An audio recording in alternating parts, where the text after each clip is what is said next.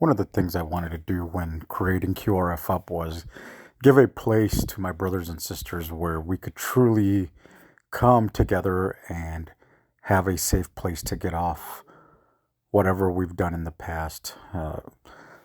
When I created the organization, I didn't think about what it was going to become in the future and how it could evolve.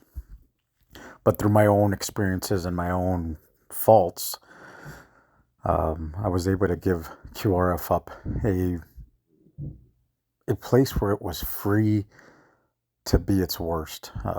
Most organizations and nonprofits and crisis interventions, they come from places where everybody has to be perfect. They have to have this pristine record of never messing up or things like that because people just don't understand that, our brothers and sisters are flawed. We have a huge percentage of domestic violence, just assaults in general, things like that that come out of being from military branches that create a violent thought process behind what we do as an occupation. So when I thought of this, I said, look, I want to be able to give our brothers and sisters a true organization that isn't bullshit, that doesn't give a fuck about what they have done in their past. We don't care if they have a DD 214. We don't care if they have all these amazing medals or if they've done all these cool things in the military or as a law enforcement officer or EMS or firefighter, because none of that shit matters when you take off that uniform. Once you're out of the military, nobody cares what the hell you did while you were in service or once you were an officer or you were in EMS or any of that. None of that matters because in reality, the civilian population think of that as an occupation with no understanding of what happens to us while we're in that occupation day in, day out. They have no understanding of how much trauma we take day in, day out on top of compounding relationship issues, family issues, things that we've never faced in our past or our future until something triggers us to have to do it. And again, I want to be able to give my brothers and sisters that ability to free themselves from that. When being, again, the president of this organization, I want to show them that I myself have been the worst human being, have had the worst legal issues, the worst relationship issues. I've came back from that thanks to a woman who showed me some compassion and allowed me to falter. Unfortunately, that didn't succeed because, again, she didn't see what I could become, right? She didn't want to see what I was becoming. And I think those are one of those things that we can blame other people, but it's within us to want to change those things. And that's truly what that light in the darkness means to me. It's being able to understand that, people get tired of giving you opportunities, but we don't.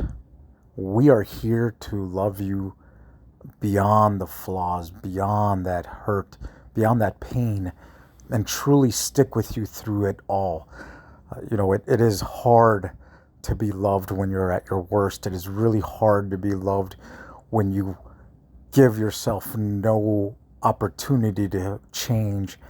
And that is one of the things that I have been fighting so hard this past few years to show people through QRF Up. It's just the ability that, like my counterpart used to say, this is a hand up.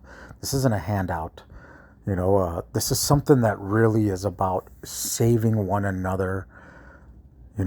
We talk about being godly and helping people through all of these things, but I think we forget to have so much empathy for one another that we truly fail to see how much pain somebody's going through. So for me, I just want to make sure that my brothers and sisters understand that I am here through all of that. And I want to make sure that they understand that they can reach out.